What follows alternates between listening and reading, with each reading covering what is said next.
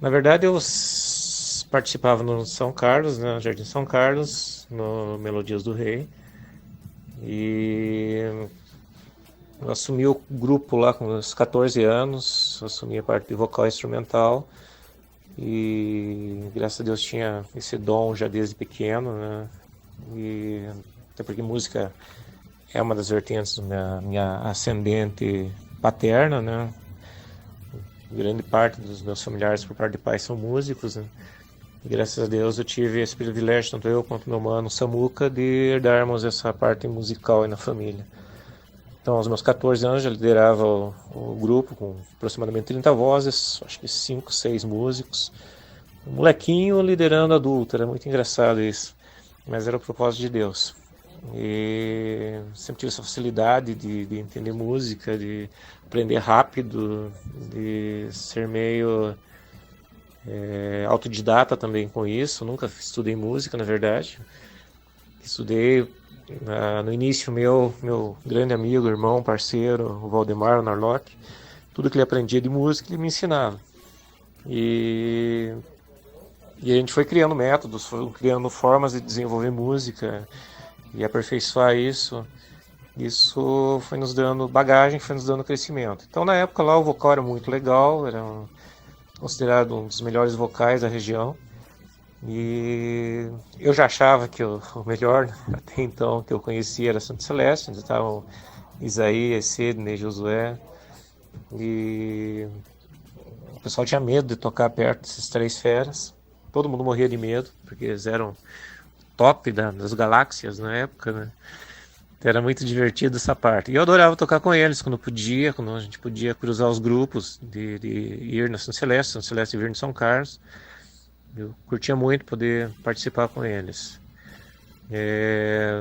Depois o relacionamento foi se estreitando, foram se aprofundando, até que eu acabei sendo convidado, eu não me lembro de que forma, como que chegou isso, como que partiu isso, em 85 para participar na Vila. Eu tinha bastante contato com o Osmarzinho na época, porque o Osmarzinho era meu mentor no São Carlos, no vocal. E foi uma iniciativa dele que formou o vocal no São Carlos e eu assumi lá com os meus 14 anos. Então, nessas alturas do campeonato, em 85 já estava nos meus 18. E não lembro de onde partiu o convite. Eu acho que foi do Paulo, talvez, para participar no Lírios, na Nossa Senhora da Luz, o vocal lá. E aí tocar no Lírios era o máximo, porque existiam dois grandes grupos, que era Canção e Paz e Lírio dos Vales. E quando eu fui convidado, eu falei, não, pensei duas vezes, falei, vou para a Vila, vou tocar na Vila. E aí fui poder fazer parte do Lírio dos Vales, um período muito legal. E aí já estava Isaías, já estava Josué, Paulo, Sidney.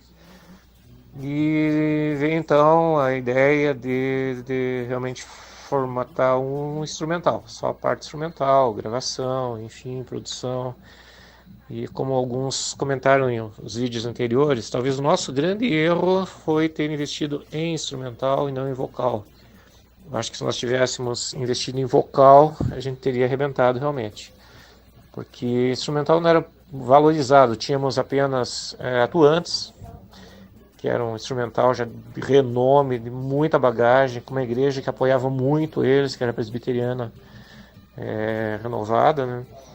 E por isso que eles conseguiram se sair no mercado. A gente já teve essa dificuldade, até porque quando gravamos também, nos cortaram, nos derrubaram com a questão da proibição da bateria na época lá, e enfim, aquela guerra toda.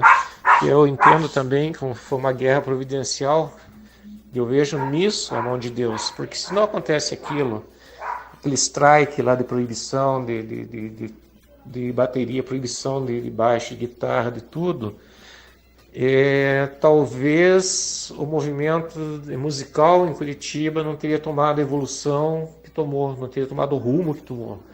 Se formos pensar bem, as grandes comunidades na época saíram desse rebente. Eu lembro que na época foram mais de 2.000 músicos que saíram da Assembleia. E aí, como já citado, né, Daniel Jensen, Neto, Mário Clóvis, que era o filho do pastor da Assembleia, Marinho Brasil, e saíram grandes feras, Ezequiel de Matos, e a gente cometeu o grande erro de continuar batendo neles dentro da Assembleia. Se a gente sai na época também junto, eu acho que nós teríamos tomado um rumo, uma proporção muito diferente. Então eu não vejo como algo ruim, eu vejo como realmente um mover que precisava acontecer. Acho que Deus sacudiu o meio musical em Curitiba para que isso acontecesse, para que isso se espalhasse. E aí começaram a se formar grandes núcleos musicais. O Clubão era um point nosso, que a gente sempre estava lá, porque os músicos iam tudo pro Clubão, se apresentavam lá. E, enfim, então eu acho que, no meu ponto de vista, foi algo bom. Depois desse desmanche todo, nós fomos bastante prejudicados, né? E nossa gravação travou, as vendas não aconteceram, tomamos prejuízos, enfim, tivemos que cobrir prejuízos. E eu acho que da parte de instrumental, que eu me recordo, eu devo ter saído logo em seguida, porque acabei casando também e acabei não participando mais. Porém, acabei participando de outras formas, tocando na vila, tocando em outros eventos, vários eventos do Takayama, eu lembro que nós tocamos. Aí depois veio a parte de instrumental, foi montada orquestra na vila, eu estava participando lá também. Depois veio Urano, veio Acordes, enfim, acho que foi uma trajetória bem legal, de muito aprendizado. E o que era legal nisso tudo, nessa formação do instrumental do Lírios, eram 5 malucos tocando junto, 5 malucos que eram autodidatas, todos eram autodidatas. E o mais legal é que todo mundo tinha ouvido absoluto. Então essa é a grande vantagem de a pessoa sair cantando e a gente sair tocando atrás da pessoa. Não precisava dar o tom para a pessoa cantar, a pessoa podia cantar o tom que ela quisesse, a gente tocava o que pintasse pela frente. A gente não tinha essa dificuldade de ficar pegado à leitura, de ficar pegado à partitura, esse troço todo. Música que a gente nunca ouviu na vida, o cara saía cantando e a gente saía tocando junto. Então, isso que eu digo, eram autodidatas, eram ouvidos absolutos e, putz, a capacidade de desenvolvimento musical era gigantesca. Acho que por isso que a gente assustava todo mundo, acho que por isso que as pessoas se assustavam com a gente, por essa capacidade que a gente tinha musical, essa capacidade de desenvolvimento. E isso assustava o povo realmente, e aí por isso eram considerados os melhores. E claro que a gente era bastante humilde para tudo, e eu lembro assim que a gente encarava isso com muita humildade, né? É tanto que tocávamos em eventos, em cultos que tinham 5 pessoas, assim como tocávamos em eventos grandes como o do Takayama de 40, 60 mil pessoas. Ginásios como tocamos lá com 4, 5 mil pessoas, praça, rua. Eu lembro de a gente ter feito bastante evento de rua, como o Terminal do Pinheirinho, o Terminal do São José. A gente não media esforços. Então isso foi gerando crescimento, foi gerando um crescimento para todos. E claro que com o passar do tempo, cada um foi tomando seu rumo, e isso era natural que acontecesse, mas acho que valeram todos os anos que a gente pôde estar junto, que a gente pôde participar junto, que a gente pôde caminhar junto, viajar junto, sofrer junto, chorar junto, rir junto. Acho que isso foi legal. Depois vieram as mulheres, cada um fomos casando, elas vieram sendo colocadas no grupo, e aí passou a ter vocal, e começou a ficar mais interessante ainda, e isso gerava desconforto em alguns lugares que a gente passava, né?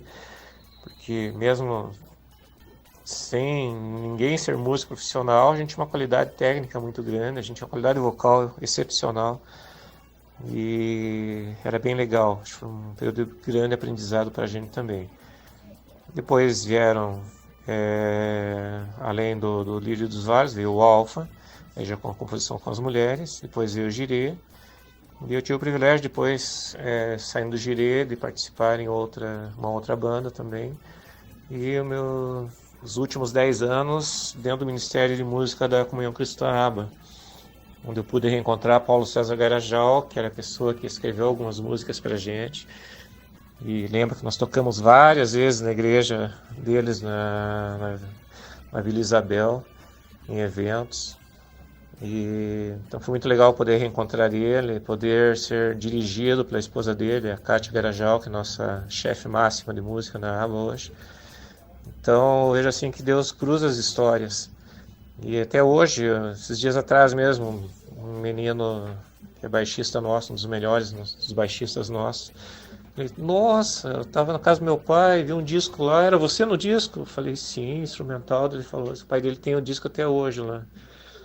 E ele disse, nossa, sempre fui teu fã, ouvia muito esse disco lá quando menino. Então é legal poder, tipo, hoje várias pessoas da época lá poderem reencontrar essas pessoas lá na igreja, eu participo, e poder conversar com elas e saber de que a gente foi influência para muita gente também. Então muita gente foi influenciada, se tornou músico graças ao trabalho que nós fizemos ao longo dos anos. Então isso não tem preço, isso não tem preço realmente, é algo que talvez nós não entendamos o porquê que teve um fim, porquê que acabou, mas a semente foi plantada e ela germina e gera frutos. E eu sei de vários frutos a partir do nosso trabalho. Isso é legal. Como instrumental ainda, eu lembro de eventos que nós tocamos, como já foi citado do Condor lá, que foi um evento bem top. Evento no São Carlos também em cima do caminhão que nós fizemos. E vários outros eventos. E acho que tudo isso agregou na vida da gente. E por mais que hoje eu realmente não esteja focado em música, há 4 anos que eu me afastei do Ministério de Música, até porque eu estou focado em estudo e minha carreira profissional também me obrigou a me delimitar nisso. Pretendo voltar a tocar, canto alguma coisa ainda, mas ao longo de dos 10 anos, últimos anos anteriores, esses 4 que eu estou parado, eu pude liderar dentro do Ministério de Música da ABBA e liderar frentes de trabalho, ser backing, coralista, músico, tocar musicais, foi muito legal. Foram 10 anos muito intensos assim com o Ministério de Música também. E esse período parado eu estou investindo praticamente na minha carreira profissional. Então há um entendimento no Ministério onde eu participo, de que quando você foca alguma área da tua vida para liderança, você tem que ter foco nisso. Então não tinha como caminhar a música e com os estudos. Então por isso eu dei um tempo, dei uma parada e pretendo voltar, então logo conclua tudo. E realmente, se surgir a ideia para frente, a gente se reunir aí com os meninos aí para pelo menos fazer um ensaio, ou quem sabe gravação, quem sabe apresentação, não sei. Acho que é uma ideia muito válida e eu estou disposto, realmente. Só precisaria de um tempo para retomar o instrumento, enfim. Ou poderíamos fazer algo também com vocal, cantando, sei lá. Mas acho que são ideias muito válidas realmente. Mas o que fica de lição de tudo isso é sempre foi o fato de a gente poder servir. A gente sempre serviu as igrejas, e não foram poucas, foram muitas igrejas por onde a gente passou servindo. Não cobrávamos nada e fazíamos de coração realmente, como alguém citou em um dos vídeos. Acho que não se fazem mais músicos como nessa época, não se fazem mais cantores como nessa época, onde faziam de coração, onde faziam pelo propósito. Então hoje é muito comercial, hoje pensa-se muito em retorno, pensa-se muito em carreira. E talvez por isso nós não seguimos carreira, talvez por isso que nós não evoluímos nesse sentido. Nós não pensávamos muito em retorno, a gente pensava em servir, em ser útil. Então acho que esse foco não existe mais, assim, eu percebo que esse foco acabou, ele foi deixado de lado. Então acho que a técnica é cobrado muita técnica hoje e talvez a unção fica também um pouco de lado. E muito profissionalismo, esse profissionalismo às vezes atrapalha, porque faz com que as pessoas percam a unção. Claro que unção e profissionalismo tem que caminhar junto, precisamos ser músicos por excelência, precisamos nos desenvolver, precisamos estudar, precisamos aprender, mas não dá para deixar a unção de lado. Então o que eu vejo hoje é a grande dificuldade dos músicos em tocar, só tocam se tiver uma partitura na frente, se tiver algo escrito na frente. Ninguém mais é criativo, ninguém mais consegue desenvolver. Se alguém sair cantando, as pessoas não conseguem acompanhar como músicos porque não tem noção para onde que elas vão. Estão tão pegadas ao papel, tão pegadas à escrita que não conseguem sair do lugar. Então, acho que essa essência se perdeu. Essa essência se perdeu. Então, quem sabe se a gente, no futuro aí próximo, a gente não retoma isso.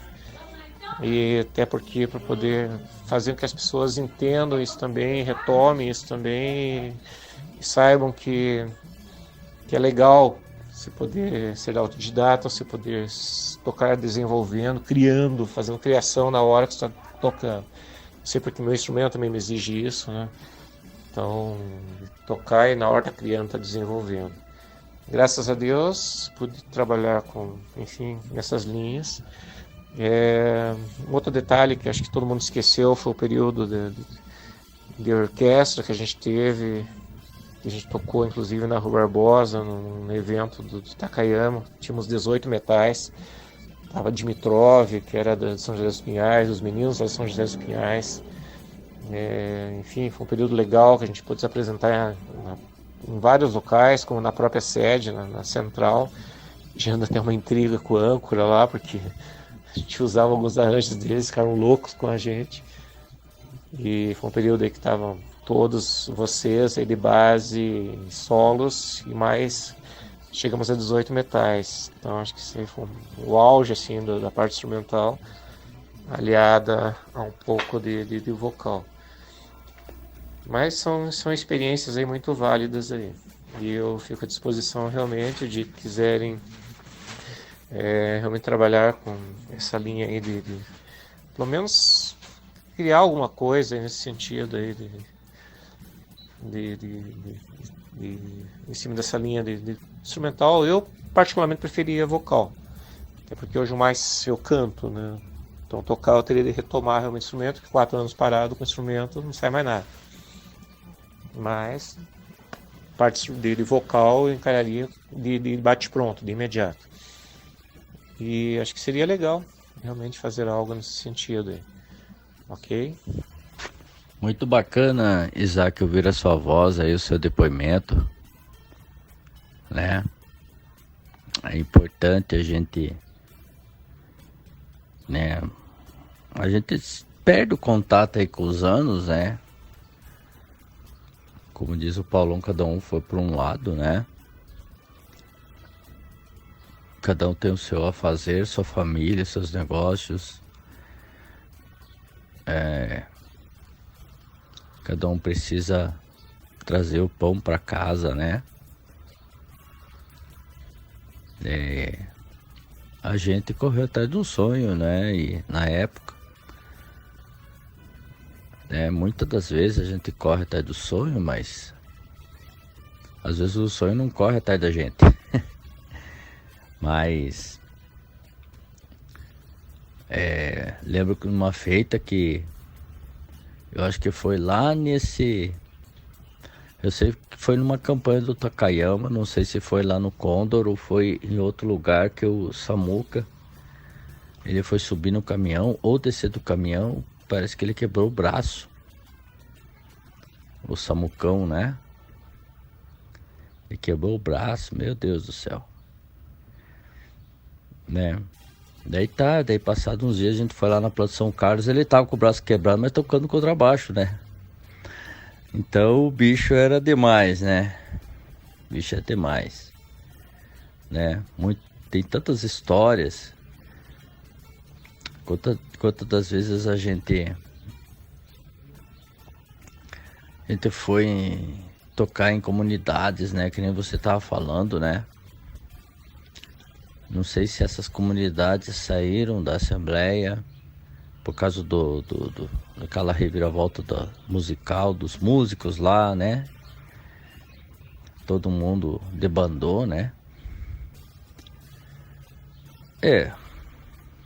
Se eu for olhar pro outro lado do prisma, né? Muita coisa boa aconteceu também, né? Porque vai saber, né? Eu ainda tenho aquela posição que não deveriam ter feito isso, porque a gente tem que mais aglomerar do que espalhar, né? Mas cada um vê de um lado bom da coisa, né? Então você viu esse lado bom, né, Isaac? Que quando proibiram a bateria, houve toda aquela luta, né? Mas é como você falou, a gente foi teimoso, a gente dava murro em ponta de faca, a gente quis continuar a Assembleia, até que um dia a gente resolveu sair da Assembleia de Deus, né? Nada contra, uma igreja boa, né? Hoje ela está em outros moldes, né? De culto, mudou bastante coisa, né? Mas naquela época dos anos 80 era muito tapada, né? Foi até 90, até os anos 90 foi acho que mais de 10 anos nesse problema aí de não deixar de tocar a bateria na igreja, né? Foram mais de 10 anos. Então, esse episódio do Samuca com o braço foi em Araucária. Nós fomos tocarmos em Araucária. E na rua, em cima de um caminhão. Era uma campanha que o Rubens estava fazendo. E ele subiu no caminhão, ele cruzou os ligamentos do braço. Os ossos lá deu um X e teve um problema bastante grande com o braço dele. E mesmo assim, mesmo gessado, ele continuava tocando. O bicho é doido de tudo, né? E quando eu falo em músico autodidata, esse é um exemplo claro. Eu estudava por conta, desenvolvia as técnicas dele mesmo e saiu o músico que saiu, né? Um excelente músico. Assim como acho que todos nós sempre fomos, né? Mas esse evento, esse episódio do caminhão foi em Araucária. E o Isaías vai lembrar bem disso. Eu cantava em dupla com o Valdemar nessa época. E em plena rua, lá meio dos católicos, a gente cantando lá. Eu antigamente cria um Deus de pau. Lembram disso? Gerou muita crítica na época lá. Mas ok, experiências. É isso aí, Sidney. E o problema é que na época nós éramos, como o Isaac falou, adiantados. E nós fomos, tipo, pra Assembleia, nós fomos cotados como, rebeliamos, né? Porque nós, às vezes, parar de tocar ou aceitar a imposição deles, né? A gente pegou, não tocou mais na Assembleia, fomos tocar na Cruzada, Batista, Presbiteriana Renovada, comunidades, né? E seguimos, então nós nós não cedemos à repressão, fomos para cima, né? Fomos fazer nossa parte, que nós fazíamos muito bem, graças a Deus, mas nosso intuito sempre era estar na Assembleia, porque nosso foco era a Assembleia, mas na verdade eles que praticamente jogaram nós para fora, né? Porque a gente não ia parar um sonho, um projeto, uma vontade, nós tínhamos de tocar juntos sempre, né? Estar ali tocando e para isso acontecer, nós tínhamos que ter a bateria, tínhamos que fazer parte disso aí, né? E não é só nós saímos, não. Eu tô hoje tem amigo, tipo o Neto mesmo, que era o baterista da sede lá, foi toca na Batista. Nós perdemos muitos, assembleias, perdemos muitos e muitos músicos bons. E hoje nós temos aí a volta do Grupo Reviver, na pessoa do pastor o Ezequiel de Matos, né? Ele faz live todo dia, discutindo, debatendo o sistema da Assembleia de Deus. Ele não concorda, ele está levantando essa bandeira que a Assembleia de Deus teria que, desses erros do passado e os erros atuais agora, que ele não apoia a música, não apoia o músico. Hoje acabou-se as bandas, acabou-se as orquestras, acabou-se os instrumentais na igreja, porque não tem o apoio da direção da igreja. Eu falo porque, olha, eu até pouco tempo estava dirigindo igreja na Assembleia de Deus. A última igreja que estava dirigindo era a Vila Cordes, né?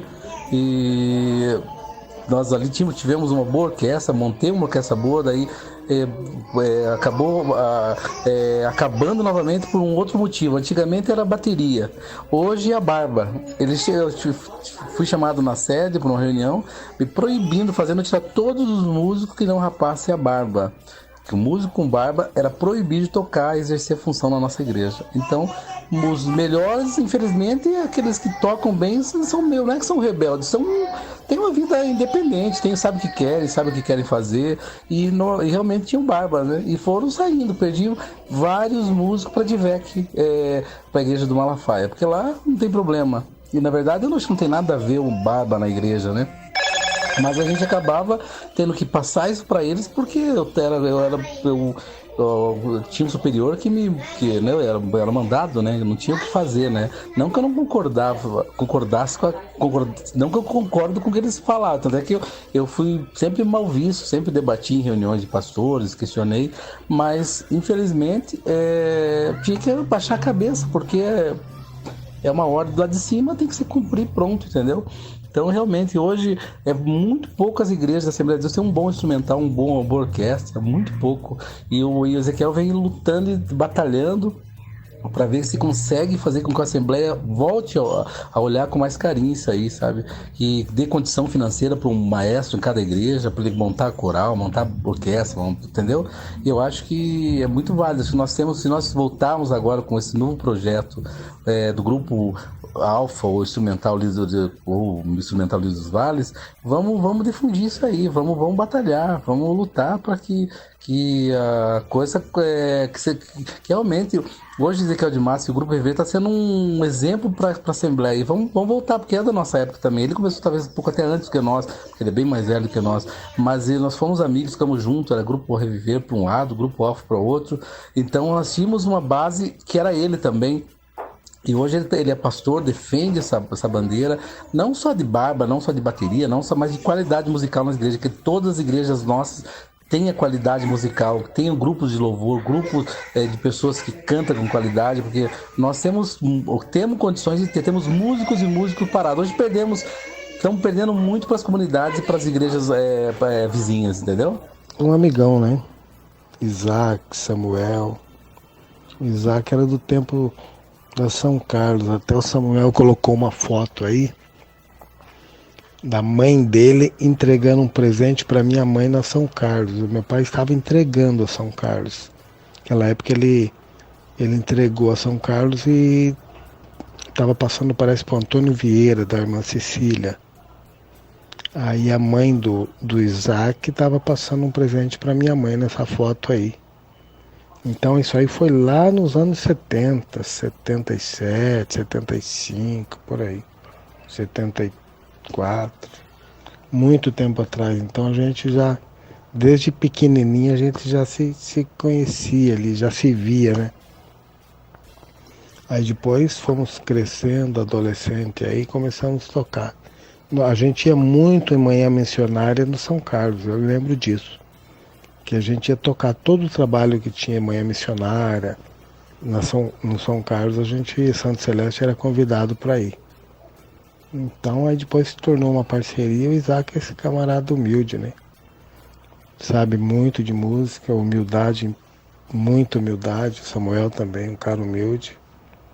Eu acho que todo mundo aí tinha aquele cara que tinha o espírito de exaltação, de querer aparecer, né? Todo mundo era tranquilo nessa área aí. Então, é um prazer ouvir cada um aí questionando o que lembra da época, né? Não podemos esquecer, Isaías, a nossa viagem para Nova Tebas, né? Nessa viagem o Carlão participou efetivo, né? Ele era o único que tinha carro, ele tinha um Fusquinha 66, que era o rico da equipe, né? Daí fomos em 5 no Fusca, com caixa no colo, 400 quilômetros de Nova Tebas, para tocar lá no final de semana na igreja que meu pai dirigia lá, lembra? Foi benção, aí foi, pô, que maravilha, nós aprontava muito, né? Foi uma viagem muito boa, tocamos bastante lá e aprontamos umas boas lá, né? Lembro que no sábado, depois de ter tocado, o culto uma bênção, fomos andar na cidade, só tinha uma rua principal, né? E chegamos num barzinho, tava fechando o barzinho, né? Aí convencemos o cara pra deixar nós entrar e fechar o bar com nós dentro lá, ficamos jogando, brincando lá, sinuca. Eita, ficamos até horas e horas lá, né? Mas cada coisa que acontecia que era absurdo, né? São Carlos também foi uma bênção, vocês viram? O resto do Fusca eu tinha esquecido, cara. Essa foi muito engraçada. Saiu daqui meia-noite, certinho. E chegamos lá na casa da tia, passamos na casa da tia da Marlene lá para tomar café ainda de manhã, na estrada, não lembro nem que lugar que era lá antes de chegar a Nova Teba, zona Nova Teba. E chegamos lá às 9 horas da manhã. Fusquinha guerreiro, foi e voltou, fora o consumo só fora a gasolina que precisamos abastecer, consumiu apenas 1 litro de óleo de motor que precisou repor. Bichinho era guerreiro. Mas em 5, as malinhas de roupa e os instrumentos. Par da bateria em cima no rack, teclado no rack, guitarra, baixo. Bando de maluco. A gente já aprontou algumas, hein? Meu Deus. Uma vez eu e o Josué também, eu tinha um Fuquinho branco, 76. Branco, bonito o Fuque, cara. Eu tava aí em Curitiba. Meu pai morava aqui em Maringá. Falei, Josué, vamos visitar meu pai lá? A gente saiu sábado à noite daí, de Curitiba. Chegamos aqui domingo de manhã. Passei o dia todo com meu pai e minha mãe aqui. À noite a gente pegou o Fuquinho e foi para Curitiba de novo. Viajamos a noite toda para vir, para ficar um dia, para viajar a noite toda de novo, de bobeira. Cheguei aí segunda-feira, tava um bagaço, cara. Eu trabalhava na loja do meu tio lá. Tava mais segunda-feira, tava um bagaço, 2 noites sem dormir. Caramba.